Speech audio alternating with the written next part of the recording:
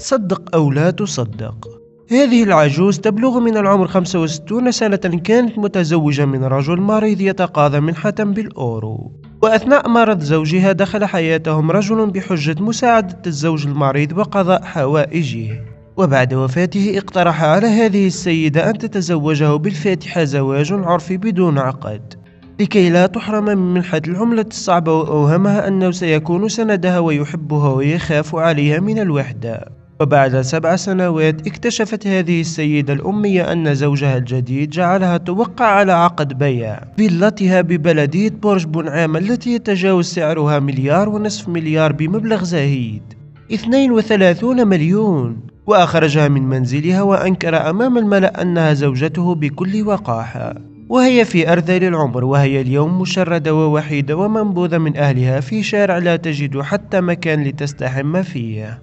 إنها قصة حقيقية ومؤلمة وحزينة ومليئة بالتفاصيل القاسية التي تدل مرة أخرى أن المرأة التي ينساها أهلها تنهشها الذئاب حتى وإن كانت عجوز. نداء خاص إلى رجال ولاية تسمسيلد، ساعدوها لتسترد حقها المسلوب. حسبي الله ونعم الوكيل.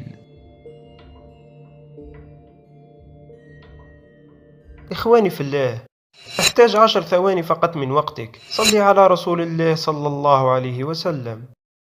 هل صليت؟ جيد. والآن قم بالاستغفار 10 مرات. الآن قد فزت بثواب. لا أريد إعجاب ولا اشتراك، أريد منك فقط أن تصلي على خير الأنام حبيبنا محمد صلى الله عليه وسلم. نريد أن نجمع أكبر عدد من التعليقات للصلاة على خير الأنام حبيبنا محمد.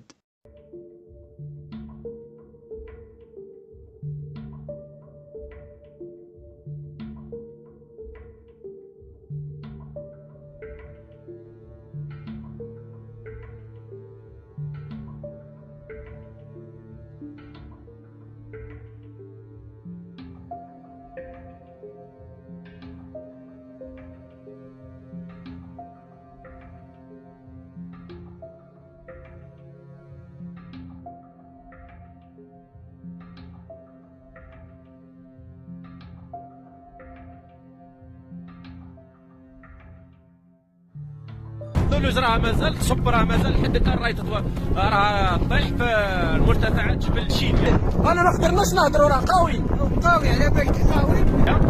شوف السمك تاعها راه يفوت بالك 15 سنتيم ولا.